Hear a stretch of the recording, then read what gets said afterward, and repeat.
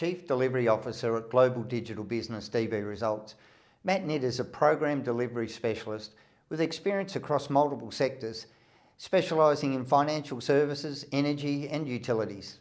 Now, Matt has key expertise and extensive experience in the delivery of large-scale enterprise projects while navigating complex compliance challenges. Matt has worked extensively with clients to help them assess, deploy and manage world-class technology solutions. And today we're talking with Matt about the finance industry and what challenges business face in the current climate. Welcome, Matt. Morning, Michael. Thanks for that introduction. That's okay. Now, the finance industry, there's a lot of compliance in this. How does DB Results address this? The DB Results spends a lot of time, obviously, poring over the changes in compliance and legislation, speaking with regulators, and basically working to provide advice to our customers on how to navigate complex compliance changes in the context of their specific business and technology challenges. Now, as with most business, but even more so in the finance sector, technology is playing a bigger and bigger part in this. How does an organisation go about making sure that they're up to date? Well, it's a long answer and a complex question. The organisations that we deal with are generally characterised by large amounts of legacy technology infrastructure applications and ultimately what we call technical debt, which is the complexity that's locked up in those systems as a result of them being aged and not necessarily well suited to being changed or providing information in such a way that can meet customers' digital online expectations. So in short, it's very complex and becomes more and more complex over time for them to respond to changes, both in compliance and customer expectations.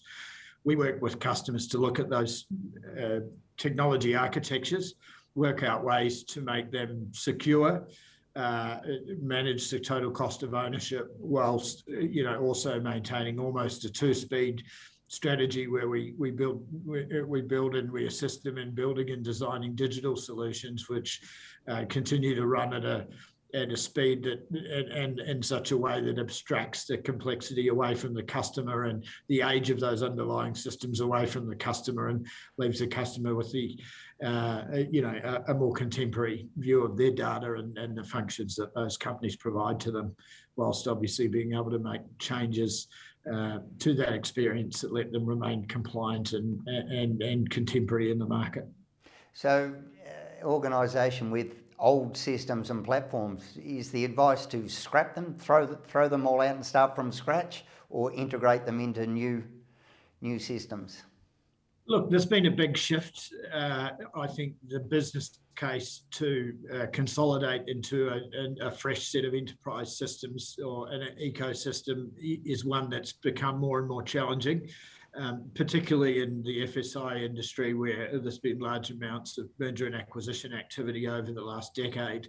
The goalposts keep moving because you're acquiring other customers with aging infrastructure and applications as well. So having a business case to collapse 200, 300, 400 applications onto an ecosystem of 25 target ones, it just doesn't stand up with the time taken to do that sort of a consolidation. So what we're now seeing and what we're advising our customers on is, as much as possible, modernise the legacy applications and keep those assets secure and able to serve data, and then where you've got strategic products on those, move a subset of those to a more contemporary set of applications. So we're seeing people sweat assets for longer as long as they can move those into the cloud and secure them and reduce the cost of ownership, and then move a subset of the products and services and processes onto a newer, more contemporary, more digitized ecosystem. Now, cybersecurity is another big cost, or at least cost of doing business now for organisations. How does DB Results play into that? Well, interestingly, cybersecurity and the increasing role of the exec and the board in making sure that customers' data is protected. Obviously, we had changes in May making breaches reportable over the last 5 years. So that's sharpened people's focus, especially the boards, with that liability, progressing all the way through to the organisation, to the board now. Means that it really has exponentially impacted that business case that I mentioned before around modernising that legacy architecture. Obviously, new applications are generally built to today's security standards, but what we find is those hundreds of legacy applications generally are much, much harder to secure. And as we look at those and continue to test them when they're moved or upgraded, we find more and more vulnerabilities. So as part of the modernisation process for those applications where they can't easily be moved, migrated on or transformed, we assist customers in assessing how to modernise them, how to make them secure without changing them and compromising in other ways materially. So the concept of modernisation we see is multifaceted. Firstly, obviously, you need to get them into a situation where they can be hosted on shared infrastructure in a cloud type situation.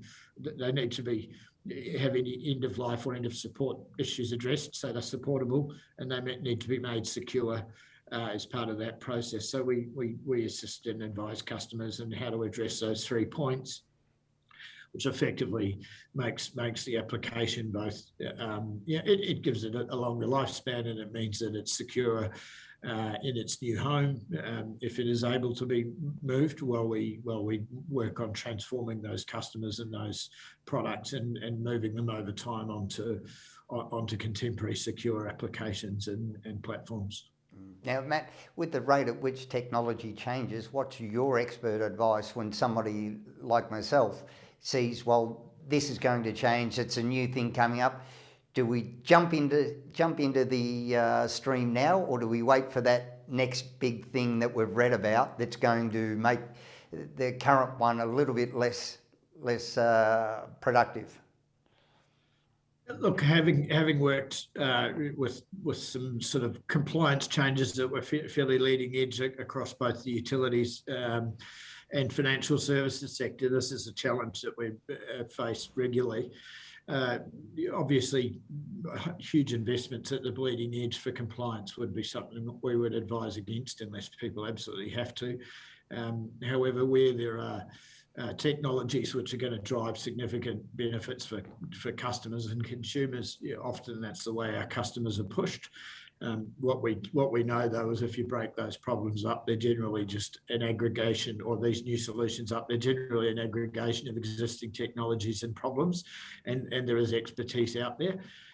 So if you do face into these problems and you don't have an alternative, and there's some very cutting edge decisions having to be made around payments, for example, at the moment, with the proliferation of the likes of Afterpay, changes in payments that are driven through phones.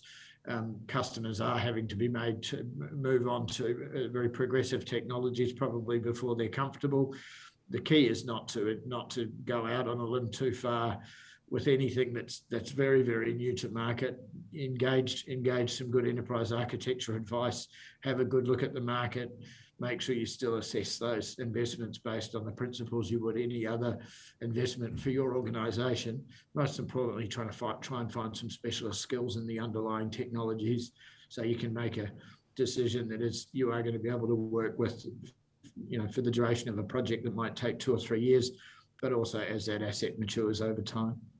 I suppose that's exactly why people come to experts such as yourself at DB Results, to weight these things for them rather than make the decisions on their own.